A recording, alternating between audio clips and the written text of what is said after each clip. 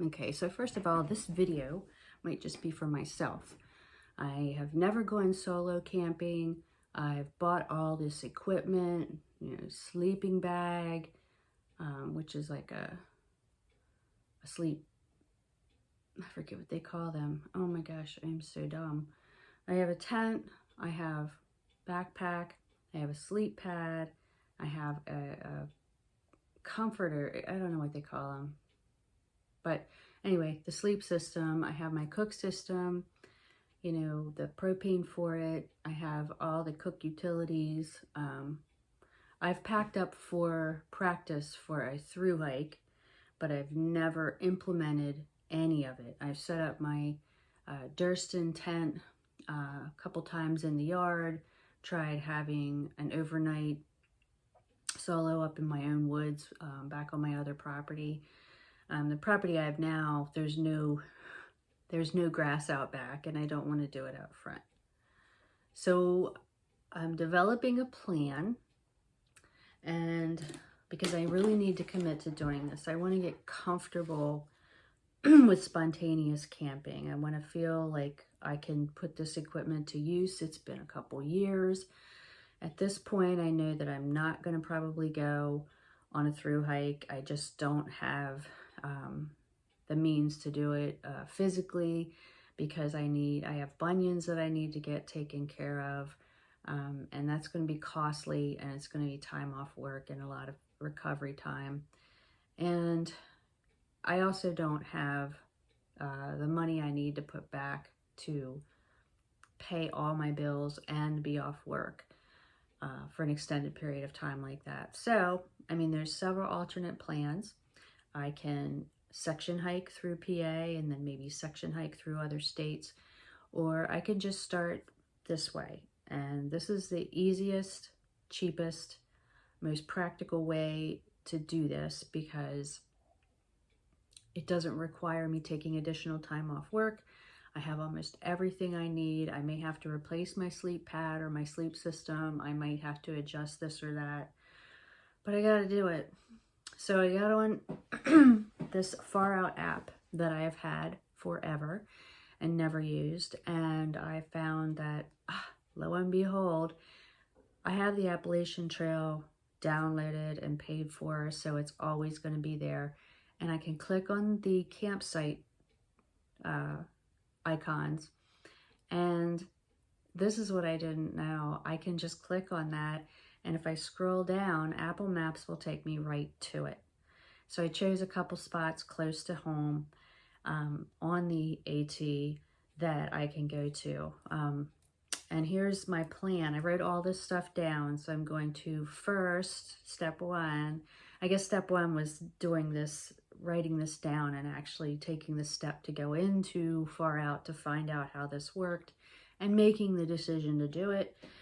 But really, after that, step one, I need to scout out each campsite. I need to see where it is. This is what I need for my comfort level before I go on to doing the actual thing.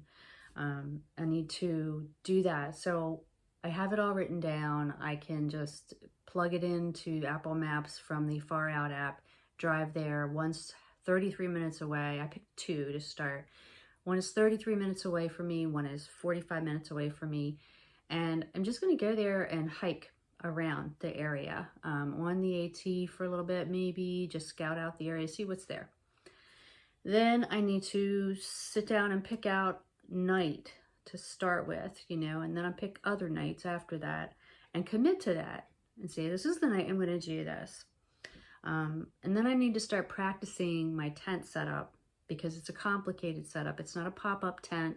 This is a trekking pole tent, and it's also a Durston, so it sets up in a diamond shape. But after watching and viewing and, knowing that I've tested out a lot of other tents, I picked the Durston for a lot of reasons that I won't get into now. I love the tent. I just have to get comfortable with setting it up and feeling comfortable doing that on different terrains. I don't have a lot of terrains here to practice on, and I don't want to look like an idiot outside in my front yard in front of the neighbors setting up my tent.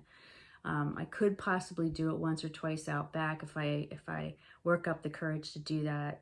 It's kind of gravel out there. It's like a fine gravel and it's on a slope.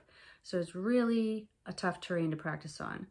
And that's one of the reasons too that I picked a campsite, a spot that I knew there's likely not going to be anybody around, maybe one or two people.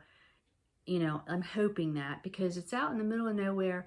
We're in mid-season here in PA for through hikers on the AT. So I want to check into a few things, you know, as far as when the bubble is supposed to be coming through northbound and southbound to make sure that I'm not infringing on campsites for through hikers. So practice with my tent setup, practice with my sleep pad setup, decide if I'm going to use my inflatable pad, get a new pad, inflatable pad, or just use a foam pad. And the pillows, I got to get my pillows straightened out because I need one between my knees. I sleep on my side and I need one behind my head. My cook setup, I haven't decided if I'm going to cook food, but I definitely want to have hot water for coffee in the morning. I don't like iced coffee, and I definitely can't really function until I get my coffee in the morning. So practice with all those things before this night that I've picked. The next thing I'll have to do is make my pack up list. I've done this a bunch of times. There's an app online, Lighter Pack, that I've done it for a through hike specifically. But like I said, I won't be doing a through hike. So I have the basics there. There's a lot of things I won't need to deal with because it's a real short hike to either one of these, I think, from what it looks like, from my car overnight, you know, to pack up and go to one of these tent sites. And the last thing I need to do is actually pack up and get myself in the car and get there. So that's the plan. And I want to do that with a couple different tent sites so that, you know, I feel a little more comfortable. You know, you got to start somewhere. There's always baby steps. And I've been fearing this for 3 years now. I think I started. And I just got to get through it. I got to grow a set and get out there and do it. So